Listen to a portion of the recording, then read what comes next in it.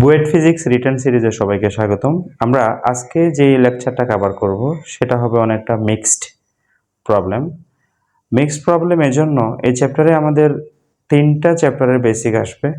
একটা হলো পর্যাবৃত্ত গতি, আর একটা হলো নিউটনের বলবিদ্যা, আর একটা হলো গতিবিদ্যা। যদিও আমি লিখেছি নিউটনের বলবিদ্যা প্লাস পর্যাবৃত্ত গতি, সো অসুবিধা নেই। একটি গাড়ি আর ব্যাসার্ধের বৃত্তাকার পথে ভি বেগে বাঁক নিচ্ছে। এর ভিতরে একটি সরল দোলক যার দৈর্ঘ্য L মিটার, এর পর্যায়কাল কত? আচ্ছা, আমরা একটা সরল দোলকের যে বেসিক কনসেপ্ট, সরল দোলকের যে পর্যায়কাল, পর্যায়কাল, একটা সরল দোলক যে মুভ করে আর কি, সো এরকমভাবে যখন মুভ করে, আমরা সরল দোলকের পর্যায়কালের সূত্র কি জানি? T=2π√L/g। যদিও এটা ক্যাপিটাল L হওয়ার কথা, ক্যাপিটাল L মানে হলো সুতার দৈর্ঘ্য প্লাস ববের ব্যাসার্ধ, রাইট? যেহেতু এখানে অনলি আমাদের, আচ্ছা অসুবিধা নেই, তাহলে সুতার দৈর্ঘ্য L/g আর ওকে ভাই। তো আমরা অ্যাকচুয়ালি ববের ব্যাসার্ধ আর ধরে T=2π√L/g ইউজ করবো, ঠিক আছে? ওকে, এখন এর ভিতরে একটি, আচ্ছা এখন একটা গাড়ি যখন বৃত্তাকার পথে মুভ করে তখন কি হয়? আচ্ছা দেখো, আমরা একটা এরকম বৃত্তাকার পথ কাউন্ট করি, ঠিক আছে? ওকে, এরকম একটা বৃত্তাকার পথ কাউন্ট করি। এখন বলো একটা গাড়ি, আমি একটা গাড়ি ড্র করি, যদিও এত ভালো আঁকতে পারি না, তবে ইচ্ছে ছিল আর্কিটেকচার নিয়ে পড়বো। আচ্ছা, কেন যেন এরকম হলো। ওকে, একটা গাড়ি আমরা ড্র করলাম, ছোটোখাটো একটা গাড়ি, পিচ্ছি গাড়ি আর কি, পিচ্ছি গাড়িটা আমরা এখানে ড্র করলাম। তাহলে বলো এখানে গাড়িটা যদি এখানে থাকে, আচ্ছা এখন বেচারা এদিকে মুভ করতে চাচ্ছে, এদিকে যদি মুভ করতে চায় সে তো এদিকে ছিটকে পড়ে যেতে হচ্ছে, তাই না? তাহলে তার অভিজ্ঞতার নিচের দিকে কাজ করবে, সে এদিকে ছিটকে পড়ে যেতে চাচ্ছে। সেই বিষয়টা হচ্ছে কেন্দ্রবিমুখী বল দিয়ে ব্যাখ্যা করি আমরা। কেন্দ্রবিমুখী বল সেটা হচ্ছে ফর্মুলা কি?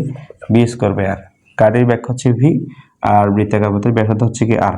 আমরা এই ধরনের এক্সপিরিয়েন্সগুলো বেশি পাই, সেটা হলো বিশেষ করে রেসিং কার বা মৃত্যুকূপ, যারা এই গেমটা দেখো, যে গাড়ি বৃত্তাকার পথে একদম হাত ছেড়ে দিয়ে চালায়। আচ্ছা যাই হোক, বলো। সো এখানে আমাদের এদিকে হচ্ছে অভিকর্ষ ত্বরণ, এদিকে হচ্ছে কেন্দ্রবিমুখী বলের অংশ। তাহলে গাড়ি শেষ পর্যন্ত যায় কোন দিকে? এদিকে। এটা হচ্ছে আলটিমেট ত্বরণ এ। ওকে, সো এটা জি, যেহেতু এটাও জি হবে, এটাও জি হবে, রাইট? আমরা যদি ব্যাখ্যা করি তাহলে এটা অতিভুজ হবে। সো এটা এ মিনস কত হবে? g² প্লাস হচ্ছে কত? ac², right? সো অ্যাকচুয়ালি এটা তো আসলে কি হবে? =g² প্লাস b²/r², এই বিষয়টাই হবে। সো তাহলে সরল দোলকের জন্য যে আমরা ফর্মুলাটা পাই সেটা হলো কি এরকম, তাই না? T=2π√L/g। এখানে একটা সরল দোলক আছে, মনে করো গাড়িতে একটা সরল দোলক, পিচ্ছি সরল দোলক আছে, তাহলে সেও কৌণিক এক্সপিরিয়েন্সটা গেইন করবে। সো তাহলে বলো T=2π√L/g, L/g জায়গায় তাহলে কত হবে? এই g² প্লাস b²/r²। ওকে, এই হলো বিষয়। সো এই ফর্মুলাটাই এখানে কি হবে? ইউজ হবে। সো এখানে অ্যাকচুয়ালি সরল দোলকের যে ফর্মুলা, বেসিক ফর্মুলা, এটা একটু করে মডিফাই হয়ে যাবে।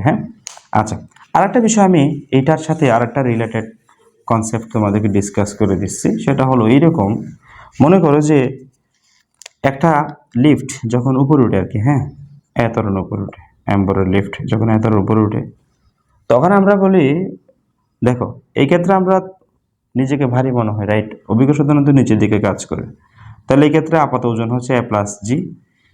আর আমরা যখন নিচে নামি তখন আমরা কি বলি? a-g বা g-a, যেটা বলি না কেন।